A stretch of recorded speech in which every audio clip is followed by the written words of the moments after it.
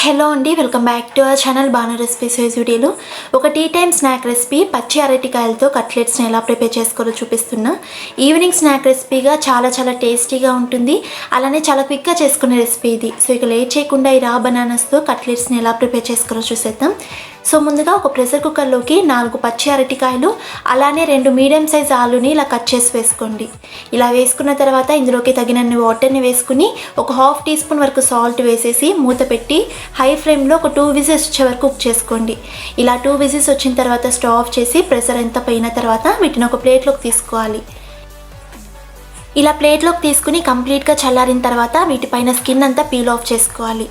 ఇలా peel off చేసుకున్న ఆలూని అలానే బనానాస్ని ఒక మిక్సింగ్ బౌల్లోకి తీసుకుని పొటాటో స్మాషర్తో అయినా లేక చేతితో అయినా మెత్తగా స్మాష్ చేసుకోవాలి.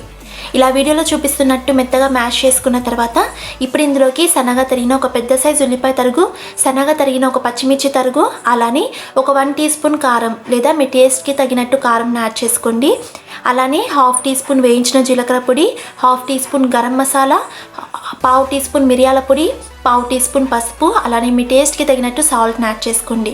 ఇలా సాల్ట్ కూడా యాడ్ చేసుకున్న తర్వాత ఇందులోకి ½ టీ స్పూన్ వరకు ఆమ్చూర్ పౌడర్ అవైలబుల్లో లేని వాళ్ళు ఒక 1 టేబుల్ స్పూన్ వరకు నిమ్మరసంనైనా యాడ్ చేసుకోవచ్చు. అలానే 2 టేబుల్ స్పూన్ వరకు పుట్నాల పప్పు పౌడర్ని యాడ్ చేసుకోవాలి. పుట్నాల పప్పు పౌడర్ యాడ్ చేసుకోవడం వల్ల మంచి బైండింగ్ వస్తుంది. అలానే 2 టేబుల్ స్పూన్ వరకు సన్నగా తరిగిన కొత్తిమీరని వేసి వీటన్నిటిని వీడియోలో చూపిస్తున్నట్టు బాగా మిక్స్ చేసుకోవాలి. ఇలా బాగా మిక్స్ చేసుకున్న తర్వాత చేతికి కాస్త ఆయిల్ని అప్లై చేసుకోండి. ఇలా ఆయిల్ అప్లై చేసుకున్న తర్వాత ఒక పెద్ద నిమ్మ సైజ్ అంతా ముద్దను తీసుకోండి. ఇప్పుడు ఈ ముద్దని రౌండ్గా ప్రిపేర్ చేసుకుని అరిచేతిలో పెట్టుకుని కాస్త ప్రెస్ చేస్తే ఈజీగా కట్లెట్ షేప్ అనేది వచ్చేస్తుంది.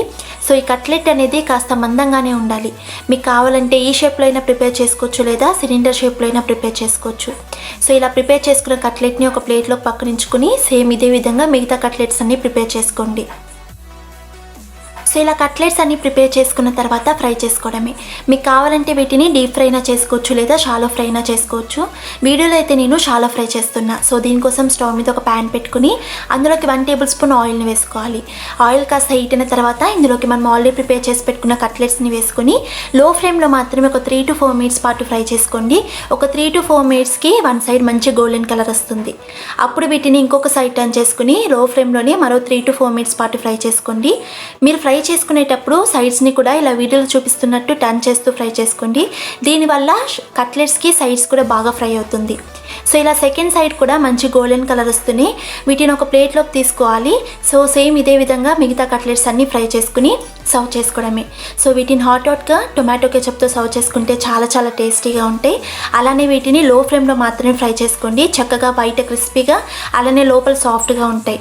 సో చూసారు కదా ఎంతో సింపుల్గా అండ్ టేస్టీగా అలానే కాస్త హెల్తీగా కూడా బనానా కట్లెట్స్ని ఎలా చేసుకోవాలో. సో ఈ వీడియో మీకు నచ్చినట్టయితే వీడియోని లైక్ చేసి మరిన్ని టేస్టీ అండ్ హెల్తీ రెసిపీస్ కోసం మన ఛానల్ని సబ్స్క్రైబ్ చేసుకుని అలానే పక్కనే ఉన్న బెల్ ఐకాన్ కూడా హిట్ చేయండి. సో నేను పోస్ట్ చేసే ప్రతి వీడియోకి మీకు నోటిఫికేషన్ వస్తుంది. And thanks for watching.